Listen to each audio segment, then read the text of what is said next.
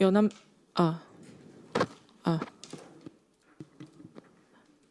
그냥 예, 그냥 해주십시오. 연합뉴스 정연솔입니다. 굉장히 구체적으로 타임라인을 비롯해서 과제들을 설정해 주셨는데 이런 걸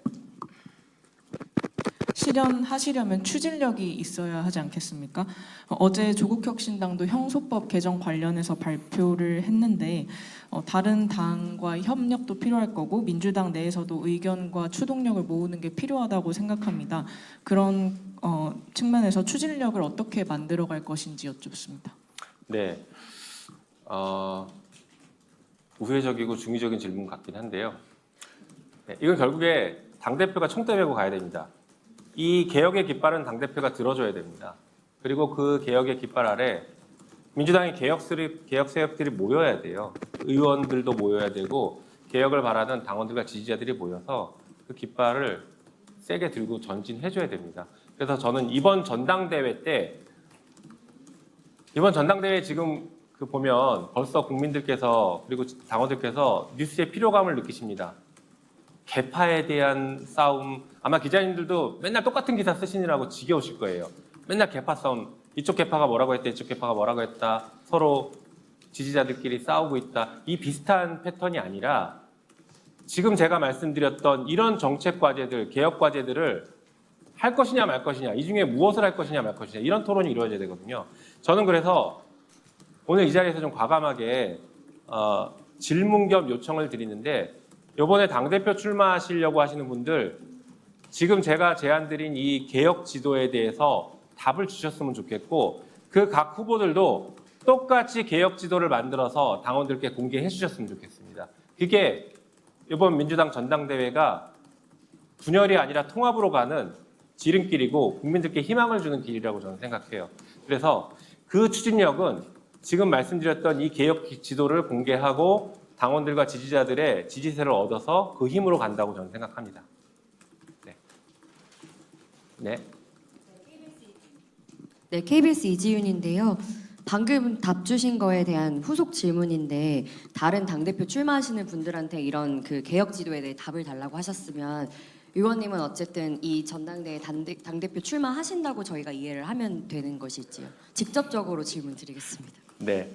일단 아직까지는 고심 중이고 긍정적으로 검토하고 있습니다. 그래서 조만간에 그 입장을 정리해서 저도 좀 빠르게 정리해서 입장을 말씀드리려고 합니다. 네. 혹시 또 다른 질문 있으신가요? 네, 다른 질문 하실 기자분께서는 또 질문해 주시면 고맙겠습니다. 네.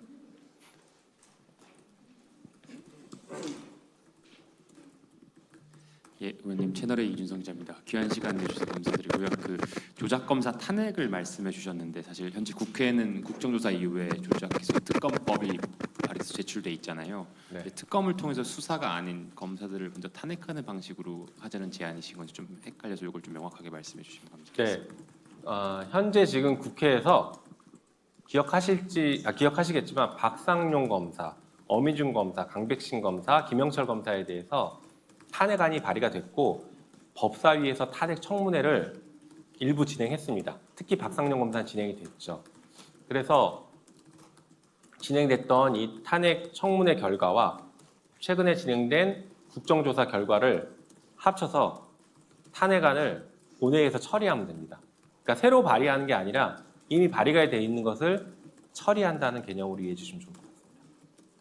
그리고 그것과는 별도로 조작검사에 대한 특검법, 그건 수사의 영역이고 이 탄핵은 징계의 영역이기 때문에 이것은 동시에 진행해도 아무런 문제가 없다고 저는 생각합니다. 네, 또 질문 있으신가요? 또 다른 기자분들 질문하실 분 있으시면 질문해 주시면 감사하겠습니다. 네. 네.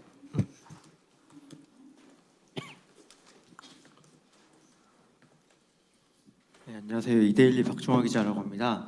그 정당 해산 말씀하셨는데, 네. 그 지난번 전당대회 때는 이제 정청래 대표께서 그 국회 의결로도 이제 해산을 청구할 수 있도록 이제 법을 바꾸겠다고 하셨는데, 의원님께서는 좀 어떤 방법을 생각하고 계신지 여쭤보고 싶고요.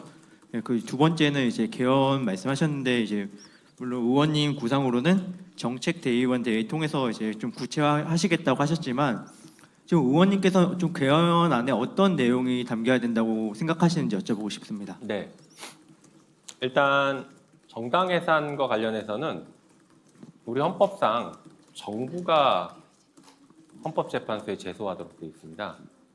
그러니 국회의 의결로 헌법재판소의 정당 예산을 바로 제소하는 것은 위헌입니다. 불가능합니다. 아마 정청래 전 대표가 그렇게 얘기했던 것은 그 국회 의결로 정부에 촉구하는 방식을 염두에 뒀던 것 같습니다.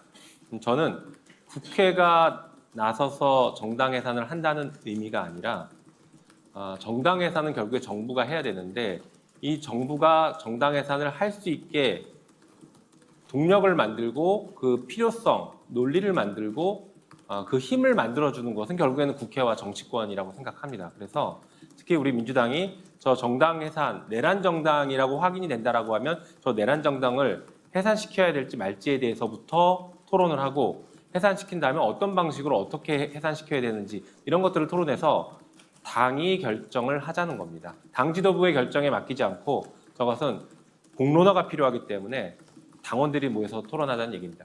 그리고 헌법 개정은 저는 시민사회와 오래전부터 헌법 개정을 계속 준비했습니다. 그래서 굉장히 폭넓은 헌법 개정 사항들을 만들어놨는데 먼저 기본권을 대폭 확대하는 것입니다. 특히 최근에 AI와 관련된 것들, 디지털과 관련돼서 디지털 사회권이라고 부르는 새로운 기본권들이 계속 등장하고 있습니다. 그래서 이런 기본권들을 확대 보장하는 것이 가장 중요한 개헌 과제이고요. 그다음에 중요한 개헌 과제는 권력구조 개편입니다. 그래서 저는 대통령 4년 중임제로 가야 된다라고 생각하고 있는데 그것은 물론 토론을 통해서 결정할 문제지만 제 개인 생각은 4년 중임제로 가는 게 맞다고 생각합니다. 그리고 뭐 최근에 제가 의원내각제 주장하는 거 아니냐라고 물어보시는 분들도 많던데 의원내각제는 저는 현재 반대하고 있고요. 절대 할 수 없다라고 하는 입장이고 우리 대한민국 정치 상황과 국민들께서 생각하시는 상황에서는 대통령제가 맞고 4년 중임제로 가야 된다. 그래서 책임 정치를 구현하자는 것입니다. 그리고 헌법재판소 그리고 사법개혁, 검찰개혁 이것들이 다 개헌과 연결된 게 있습니다. 예를 들면 검찰개혁에서 검사의 영장청구권, 독점적 영장청구권은 헌법에 넣어놨는데 이게 우리나라만 특이한 제도거든요. 그래서 이것은 빼서 법률로 영장청구권에 대한 규정은 법률로 빼는 것으로 가고 그다음에 사법개혁 역시 아까 법원행정처 말씀드렸는데 이 법원행정처부터 시작해서 법관의 인사제도를 대법원장 한 명에게 주는 제도가 매우 비정상적인 제도입니다. 그래서 법관의 인사를 아예 사법위원회라는 별도의 위원회를 둬서 국민들이 참여하는 주권자가 참여해서 법관의 인사까지 관여할 수 있게 하는 거. 프랑스와 독일 같은 모델이 그렇게 하고 있는데 그런 방식으로 바꿔서 사법개혁도 근본적으로는 개헌을 통해서 해야 된다고 봅니다. 그리고 헌법재판소 역시 헌법재판관 9명 구성이 지금은 국회에서 3명 의결하고 나머지 3명은 대통령이 지명하고 또 3명은 대법원장이 지명하다 보니까 민주적 정당성의 결여 문제라든가 아니면 국회에서 충분히 검증을 하지 못하는 다양한 여러 가지 문제들이 발생할 수 있습니다. 그래서 이 문제에 대한 제도적 개선 이런 것들이 필요하죠. 그리고 지방자치에 대해서 조금 더 명확한 근거 규정들을 넣어두고 지방분권 이런 것들을 통한 민주주의를 풀뿌리 민주주의를 더 확산시키는 것들 이런 여러 가지 제도들을 고민하고 있습니다.